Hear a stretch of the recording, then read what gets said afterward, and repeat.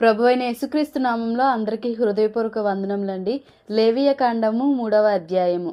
అతడు అర్పించినది సమాధాన బలి అయిన ఎడల, అతడు గోవులలోనిది తీసుకుని వచ్చిన ఎడల, అది మగదే గాని ఆడుదే గాని యెహోవా సన్నిధికి నిర్దోషమైన దానిని తీసుకొని రావలెను. తాను అర్పించు దాని తల మీద తన చెయ్యి ఉంచి ప్రత్యక్షపు గుడారం యొక్క ద్వారంన దానిని వధింపవలెను. యాజకులకు అహరోను కుమారులు బలిపీఠము చుట్టూ దాని రక్తంను ప్రోక్షింపవలెను.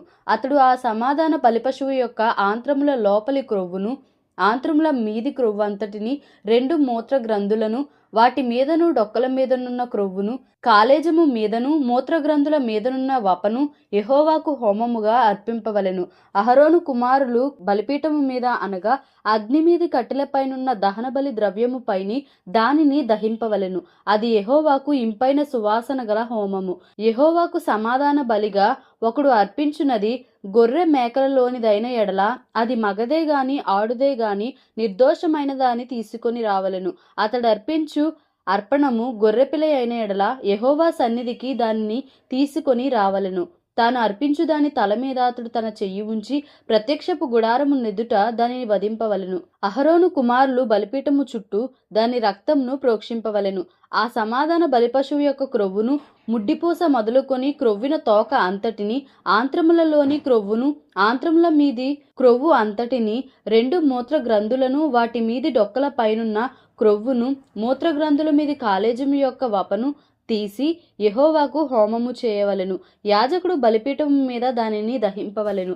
అది యెహోవాకు హోమరూపమైన ఆహారము. అతడు అర్పించినది మేక అయిన ఎడల యెహోవా సన్నిధికి దానిని తీసుకొని రావలెను. తాను దాని తల మీద చెయ్యి ఉంచి ప్రత్యక్షపు గుడారము నెదుట దానిని వధింపవలెను. అహరోను కుమారులు బలిపీఠము చుట్టూ దాని రక్తమును ప్రోక్షింపవలెను. తాను దానిలో అర్పించు ఆంత్రములను కప్పు క్రొవ్వును, ఆంత్రముల మీది క్రొవ్వు అంతటిని, 2 మూత్ర గ్రంథులను, వాటి మీది డొక్కల పైనున్న క్రొవ్వును, 2 మూత్ర గ్రంథుల పైనున్న కాలేజము యొక్క వపను యెహోవాకు హోమముగా అర్పింపవలెను. యాజకుడు బలిపీఠము మీద వాటిని దహింపవలెను. క్రొవ్వంతయు యెహోవాదే. అది సువాసన గల హోమ రూపమైన ఆహారము. మీరు క్రొవ్వునైనను రక్తమునైనను తినకూడదు. అది మీ తరతరములకు మీ నివాస స్థలములన్నిటిలోనూ నిత్యమైన కట్టడ. లేవికాండము 4వ అధ్యాయము. మరియు యెహోవా మోషేకు ఇలాగు సెలవిచ్చెను, నీవు ఇశ్రాయేలీలతో ఇట్లనుము, యెహోవా ఆజ్ఞలన్నిటిలో దేని విషయమైనను ఎవరైనా పొరబాటున చేయరాని కార్యములు చేసి పాపి అయిన ఎడల ఎట్లనగా, ప్రజలు అపరాధులగునట్లు అభిషిక్తుడైన యాజకుడు పాపము చేసిన ఎడల తాను చేసిన పాపమునకై నిర్దోషమైన కోడెదూడను యెహోవాకు పాప పరిహారార్థ బలిగా అర్పింపవలెను. అతడు ప్రత్యక్షపు గుడారం యొక్క ద్వారమునకు యెహోవా సన్నిధిని ఆ కోడెను తీసుకుని వచ్చి కోడె తల మీద చెయ్యి ఉంచి యెహోవా సన్నిధిని కోడెను వధింపవలెను. అభిషిక్తుడైన యాజకుడు ఆ కోడెదూడ రక్తములో కొంచెము తీసి ప్రత్యక్షపు గుడారమునకు దానిని తేవలెను. ఆ యాజకుడు ఆ రక్తములో తన వ్రేలు ముంచి పరిశుద్ధ మందిరము యొక్క అడ్డతెర ఎదుట ఆ రక్తములో కొంచెము 7 మారులు యెహోవా సన్నిధిని ప్రోక్షింపవలెను. అప్పుడు యాజకుడు ప్రత్యక్షపు గుడారములో యెహోవా సన్నిధినున్న సుగంధ ద్రవ్యముల ధూపవేదిక కొమ్ముల మీద ఆ రక్తములో కొంచెము చమిరి ప్రత్యక్షపు గుడారము యొక్క ద్వారమునొద్దనున్న దహన బలిపీఠము అడుగున ఆ కోడె యొక్క రక్తశేషమంతయు పోయవలెను. మరియు అతడు పాప పరిహారార్థ బలిరూపమైన ఆ కోడె క్రొవ్వు అంతయు దాని నుండి తీయవలెను. ఆంత్రములలోని క్రొవ్వును, ఆంత్రముల మీది క్రొవ్వంతటిని, మూత్ర గ్రంథులను, వాటి మీది డొక్కల పైనున్న క్రొవ్వును, మూత్ర గ్రంథుల పైనున్న కాలేజము మీది వపను సమాధాన బలియగు ఎద్దు నుండి తీసినట్లు దీని నుండి తీయవలెను. యాజకుడు దహన బలిపీఠము మీద వాటిని ధూపము వేయవలెను. ఆ కోడె యొక్క శేషమంతయు అనగా దాని చర్మము, దాని మాంసమంతయు, దాని తల, దాని కాళ్ళు, దాని ఆంత్రములు, దాని పేడ, పాలెము వెలుపల బూడిదను పారపోయు పవిత్ర స్థలమునకు తీసుకొని పోయి అగ్నిలో కట్టెల మీద కాల్చివేయవలెను. బూడిద పారపోయు చోట దానిని కాల్చివేయవలెను. ఇశ్రాయేళ్ల సమాజమంతయు పొరబాటున ఏ తప్పిదము చేసి యెహోవా ఆజ్ఞలన్నిటిలో దేనినైనను మీరి చేయరాని పని చేసి అపరాధులైన ఎడల వారు ఆ ఆజ్ఞకు విరోధముగా చేసిన ఆ పాపము తమకు తెలియబడినప్పుడు సంఘము పాప పరిహారార్థ బలిగా ఒక కోడె దూడను అర్పించి ప్రత్యక్షపు గుడారం యొక్క ద్వారమునకు దానిని తీసుకొని రావలెను. సమాజము యొక్క పెద్దలు యెహోవా సన్నిధిని ఆ కోడె మీద తమ చేతులుంచిన తరువాత యెహోవా సన్నిధిని ఆ కోడె దూడను వధింపవలెను. అభిషిక్తుడైన యాజకుడు ఆ కోడె యొక్క రక్తములో కొంచెము ప్రత్యక్షపు గుడారములోనికి తీసుకొని రావలెను. ఆ యాజకుడు ఆ రక్తంలో తన వ్రేలు ముంచి అడ్డతెర వైపున యెహోవా సన్నిధిని 7 మార్లు దాన్ని ప్రోక్షింపవలెను. మరియు అతడు దాని రక్తంలో కొంచెము ప్రత్యక్షపు గుడారములో యెహోవా సన్నిధినున్న బలిపీఠపు కొమ్ముల మీద చమిరి ప్రత్యక్షపు గుడారము యొక్క ద్వారమునొద్దనున్న దహన బలిపీఠము అడుగున ఆ రక్తశేషమంతయు పోయవలెను. మరియు అతడు దాని క్రొవ్వు అంతయు తీసి బలిపీఠము మీద దహింపవలెను. అతడు పాప పరిహారార్థ బలియగు కోడెను చేసినట్లు దీనిని చేయవలెను. అట్లే దీని చేయవలెను. యాజకుడు వారి నిమిత్తము ప్రాయశ్చిత్తము చేయగా వారికి క్షమాపణ కలుగును. ఆ కోడెను పాలెము వెలుపలికి మోసికొని పోయి ఆ మొదటి కోడెను కాల్చినట్లు కాల్చవలెను. ఇది సంగమునకు పాప పరిహారార్థ బలి.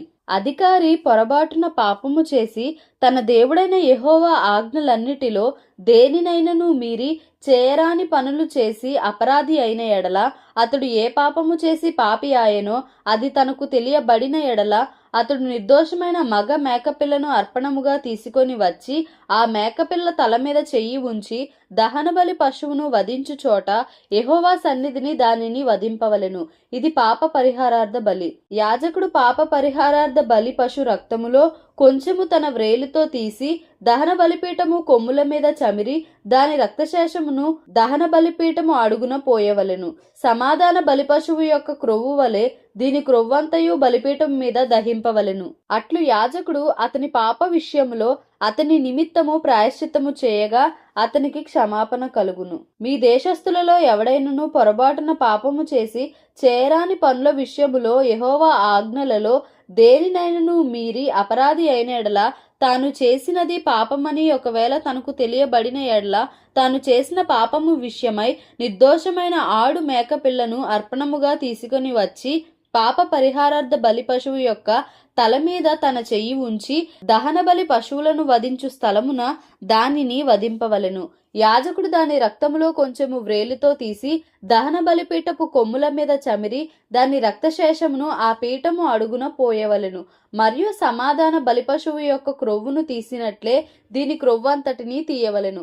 యెహోవాకు ఇంపైన సువాసనగా యాజకుడు బలిపీఠం మీద దాన్ని దహింపవలెను. అట్లు యాజకుడు అతని నిమిత్తము ప్రాయశ్చిత్తము చేయగా అతనికి క్షమాపణ కలుగును. ఎవడైనను పాప పరిహారార్థ బలిగా అర్పించుటకు గొర్రెను తీసుకొని వచ్చిన ఎడల, నిర్దోషమైన దాన్ని తీసుకొని వచ్చి పాప పరిహారార్థ బలియగు ఆ పశువు తల మీద చెయ్యి ఉంచి దహన బలి పశువులను వధించు చోటను పాప పరిహారార్థ బలియగు దానిని వధింపవలెను. యాజకుడు పాప పరిహారార్థ బలియగు పశువు రక్తములో కొంచెము తన వ్రేలుతో తీసి దహన బలిపీఠపు కొమ్ముల మీద చమిరి ఆ పీఠము అడుగున ఆ రక్తశేషమంతయు పోయవలెను. మరియు సమాధాన బలిపశువు యొక్క క్రొవ్వును తీసినట్లు దీని క్రొవ్వంతయు తీయవలెను. యాజకుడు యెహోవాకు అర్పించు హోమముల రీతిగా బలిపీఠము మీద వాటిని ధూపము వేయవలెను.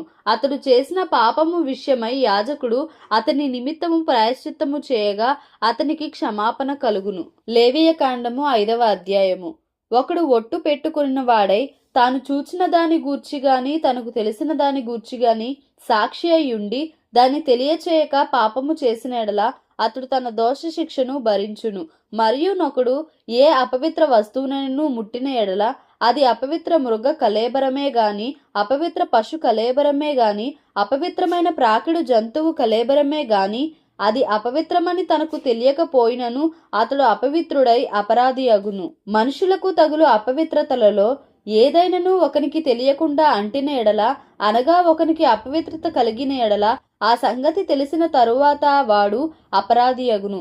మరియు కీడైనను మేలైనను మనుషులు వ్యర్థముగా ఒట్టు పెట్టుకొని చేసేదమని పలుకు మాటలలో మరి దేనినైనను యోచింపక చేసేదనని ఒకడు పెదవులతో వ్యర్థముగా ఒట్టు పెట్టుకుని ఎడల, అది తెలిసిన తరువాత వాడు అపరాధి అగును.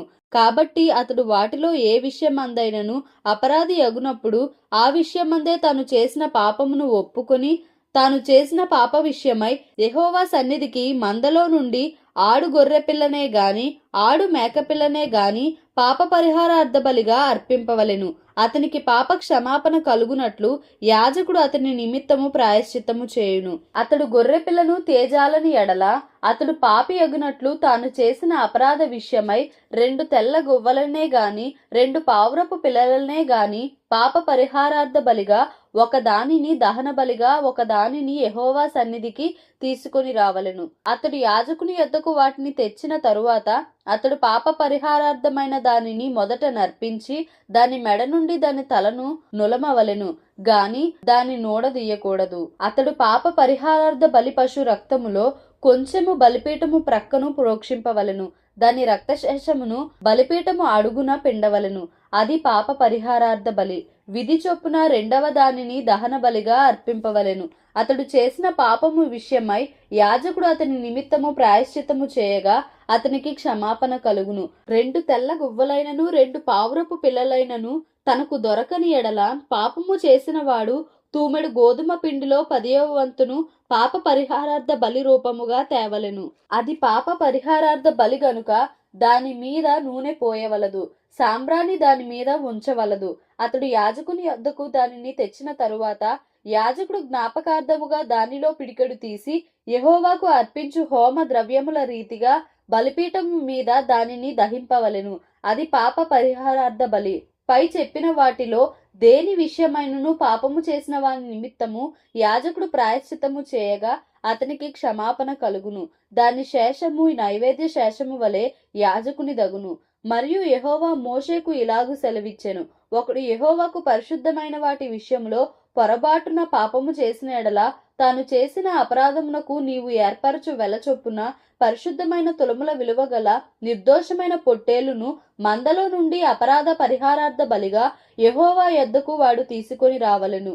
పరిశుద్ధమైన దాని విషయంలో తాను చేసిన పాపము వలని నష్టము నిచ్చుకొని దానితో 5వ వంతు యాజకునికి ఇయ్యవలెను. ఆ యాజకుడు అపరాధ పరిహారార్థ బలియగు పొట్టేలు వలన అతని నిమిత్తము ప్రాయశ్చిత్తము చేయగా అతనికి క్షమాపణ కలుగును. చేయకూడదని యెహోవా ఆజ్ఞాపించిన వాటిలో దేనినైనను చేసి ఒకడు పాపి అయిన ఎడల అది పొరబాటున జరిగినను అతడు అపరాధి అయి తన దోషమునకు శిక్ష భరించును. కావున నీవు ఏర్పరచిన వెల చొప్పున మందలో నుండి నిర్దోషమైన పొట్టేలును అపరాధ పరిహారార్థ బలిగా అతడు యాజకుని యొద్దకు తీసుకొని రావలెను. అతడు తెలియకయ్య పొరబాటున చేసిన తప్పును గూర్చి యాజకుడు అతని నిమిత్తము ప్రాయశ్చిత్తము చేయగా అతనికి క్షమాపణ కలుగును. అది అపరాధ పరిహారార్థ బలి. అతడు యెహోవాకు విరోధముగా అపరాధము చేసినది వాస్తవము. దేవుడి పరిశుద్ధ వాక్యమును మన వినికిడిలో దీవించి ఆశీర్వదించునుగాక. Amen. Please like, share and subscribe for more videos.